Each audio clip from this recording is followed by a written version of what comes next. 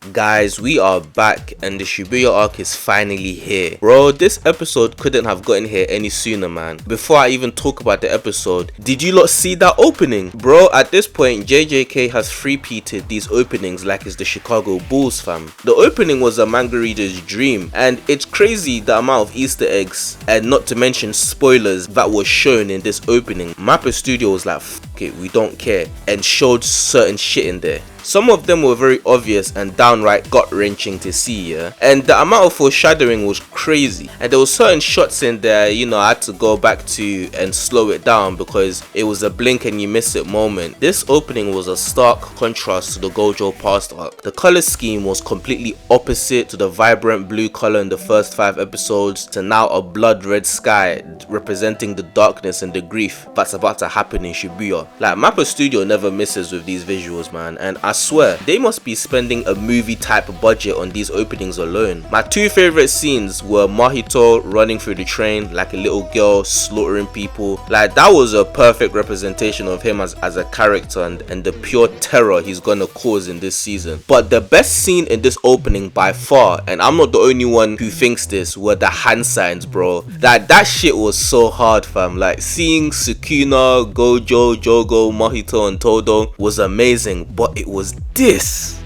this where I almost lost consciousness. I wouldn't be surprised if those hand signs in the opening were Gege's idea, and this is brilliant, especially with what's happening in the manga right now. This opening was a masterpiece. It was chaotic, thrilling, and it makes you anticipate what's gonna happen during this arc even more. And guys, listen, it's been a rough few years, but I can't believe we're actually about to witness the Shibuya arc, fam. Big up to all of you guys, seriously, I appreciate you all, man. Give yourselves a pat on the back for making it this far, fam. The episode picks up straight from the ending of season 1, and of course they're gonna start off with some lightheartedness before we get into the action, and I'm completely cool with that. The first half of the episode revolved around the trio figuring out what they're gonna do in their free time, and Yuji wants to see a movie called The Human Earthworm. That whole sequence was anime original, and the whole plot for The Human Earthworm was basically a metaphor for certain characters in the story. The studio really snuck that in there thinking that viewers wouldn't notice. I really missed the humor and the silliness from the show, especially from Nobara. Like, she had me cracking up with her facial expressions and voice acting. Good times. The whole plot revolved around Yuji and some girl who went to his high school, who now looks like a Victoria's Secret model. That shit was so funny. She definitely got her money's worth for that liposuction, boy. The first half of the episode almost acts as a reminder to the audience about the personalities and the quirks of our main characters. The first 5 episodes of the season were all about Gojo, and I have to give it to whoever directed this episode because it felt like I was watching 3 different genres of anime. It felt like slice of life with some drama and a mecha anime. Speaking of mecha, let's get into the real shit. Listen, this episode wasn't gonna end with sunflowers and rainbows. We needed that tone to shift quick, and gladly it did. Mechamaru is finally revealed to be the traitor at Jujutsu High. We learn that he was constantly feeding information to Geto and the curses. And it's kind of funny how Utahime was so disappointed that he's the traitor, but come on, like, let's be honest. This man is remotely controlling an Iron Man suit with cursed energy, and he's locked away in the room from the rest of the world. It's just common sense that he'll be the traitor. Who else would they think? Inumaki?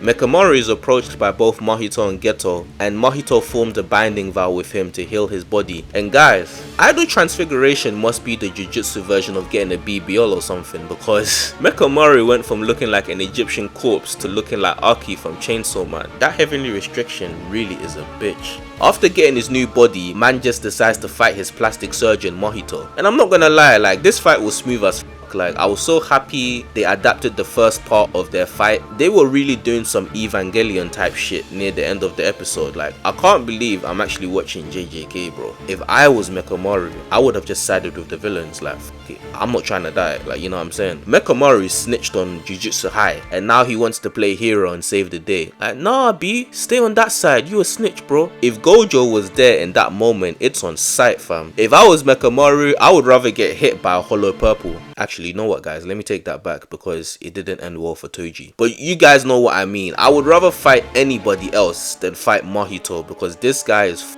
insane. He has the power to shapeshift, transform human beings into whatever grotesque creature he likes. And on top of that, if he lays a finger on you, that's an instant kill. Like, him and Shigaraki really must be brothers from different universes. Even when Mechamaru summoned his Megazord, Mahito just stood there and laughed. And listen guys, if you ever get into a fist fight, yeah, and you're punching someone and they're laughing, you've already lost the fight. Just hold the L. But in all seriousness though, Mechamaru is actually a G in it, because he knows he's a side character and understands that his main objective is to get a signal out to Gojo about Geto's plan in Shibuya. And I really like how Gege is able to give important roles to minor characters just to give them relevance to the overarching story. Everything is basically resting on Mechamaru's shoulders right now. The stakes are incredibly high, and with this being the first episode of the Shibuya arc, it was a perfect feeling, fam. One thing that was pretty cool was seeing how prepared Mechamaru was for this fight, by seeing all of the footage of how to defeat Mahito and him storing up his cursed energy all those years, just shooting Mahito at point blank range. That was so sick. What a perfect way to end off the episode. Like, the Shibuya arc is in full throttle and there's no turning back now, guys. Like, from here on out, each episode is gonna get crazier. And Mappa Studio are absolutely twisted for giving us such a beautiful ending like that, man. Like, that ending is gonna be therapeutic, trust me. The ending is gonna hit different, especially when certain things happen. But guys, the animation in this episode was very good. I expect nothing less from Mappa, but I know that next week's episode, the animation is definitely gonna pop off. We're probably gonna get some Sakuga animation because we saw it in the trailer. And so far, the pacing is looking good for this arc. I have a good feeling that this arc is gonna be adapted well and wrapped up nicely. Thank you to everyone who took out the time to watch this video. Enjoy this type of content. Please like, share and subscribe. And until next week, stay blessed.